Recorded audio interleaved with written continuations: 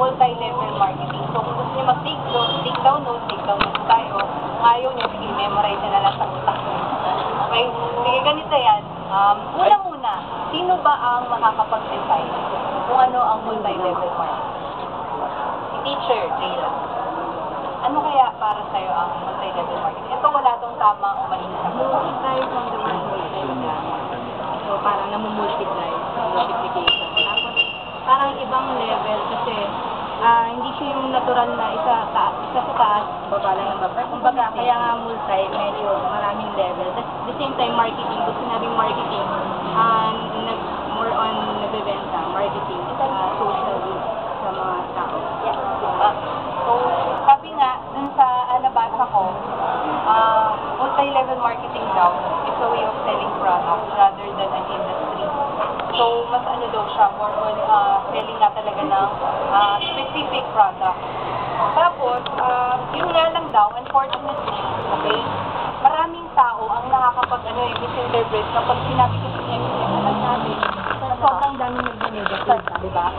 Sobrang dami nag-negative. Bakit? Kasi yung ibang tao, iniisip nila, MLM is a way of getting rich quick. So, yun talaga sabi, getting rich quick daw. Pero alam naman natin yun, na hindi totoo yun. Pero pag sa labas, pag narinig nila yung MLM or networking, sabihin nila, ay masama yan, ganito, kasi mga greedy ang mga tao dyan, okay? Kasi puro perang iniisip nila, tapos ang bilis yumaman dyan. Sila yung mga tipo ng taong gustong yumaman ng mabilis. Yun ang mga iniisip ng mga nasa labas. Kasi, bakit ganon? Kasi, people who have been involved in MLM have damaged their reputation because they have targeted their friends and family in an effort to achieve the sales required to make money from their business. So siguro familiar tayo doon, kaya sinasabi nila masyadong naging greedy yung mga taga-MLM kasi gagawin nila lahat, kahit yung mga kapamilya nila na ayaw, yung friends na ayaw, papajoinin nila para lang ma-reach yung target na sales. Kaya medyo na-damage yung word na MLM or networking. Okay? So, having said this, there are also many great examples of MLM brands that have become household names around the world. Pero diba, yun nga raw, kahit maraming negative, meron pa rin magagandang companies na nag-stage. Like meron tayong Avon, tapos kung familiar kayo sa Tupperware, capital letter G yun, recognized din daw yun sa ibang bansa. So kung may pangit, meron din namang magaganda ang MLM. Okay? So ito, actually, 5 guiding principles for building a successful MLM business. Ano ba yun? Number 1, yan. First guiding principle. Okay? Number 1, join a committed and professional team. Join a committed and professional team. Ito nung nabasa ko to, naisip ko kaagad. I'm in the right team. Diba? Team winner. Naisip ko talaga, team winner, kasi napaka-committed ng team na to and also napaka-professional. Sabi dito, the beauty of MLM is that you have an upline. These people become more successful if you are more successful.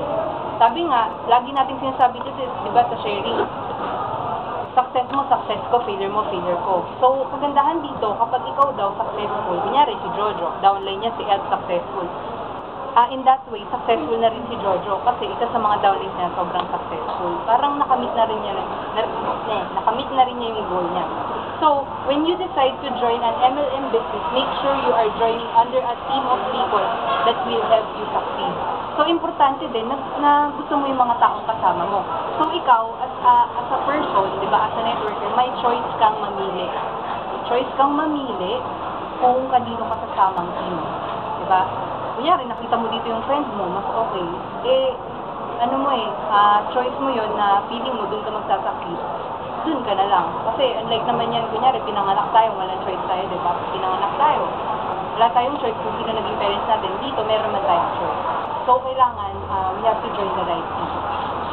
Number 2, second guiding principle, make sure the product is something you would personally use. Tanong ko sa inyo, sino gumagamit dito ng product natin? Tama. Kahit mga bumibili ng mga juice natin, di ba? Yung green tea, veggie tea. Ito yung tanong. Kasi kung hindi mo gagamitin, bakit gagamitin ng iba, di ba? So kung di mo mismo ikaw, hindi ka umiinom nung, paano mo i-sell yung isang product kung hindi mo naman, kunyari, inom ka nito red tea, hindi mo nga alam yung lasa, di ba? Paano mo pa siya sell sa iba? So kailangan, ginagamit mo rin yung, yung product. For example, di ba nung nag-bomb ako, at least nasabi ko yung gamit talaga ng herbal coffee na talagang ang sarap mong gamitin kasi nakakapagpaano siya. Talagang malalabas lahat ng sama ng loob mo. Kaya di ba maganda, magamit natin yung products ng PSB. So, importante din talaga yun. Okay, number 3. Third guiding principle, make sure there are plenty of resources available to help you succeed. Okay, sabi dito, do they provide training materials? Ibig sabihin yung company nagpo-provide ba ng right materials, right training materials? Do they offer sales coaching? Okay, naisip ko to, meron tayong training, di ba?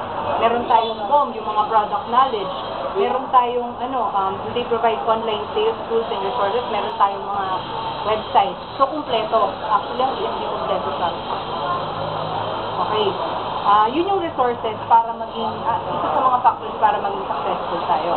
Okay, number 4. Fourth guiding principle is, make sure you can promote the product online. Make sure you can promote the product online. So, di ba, sikat na sikat yung mga tagging na yan, napopromote natin ng PSB through FB, Twitter, Multiply, Friendster. So, kung gusto mo ng if you want to enlarge your territory, kailangan huwag natin i-limit yung sarili natin sa local area. So, paano ba natin magagawa yun? Internet. Actually, napakadali eh. Wala pa ng resources na sa atin.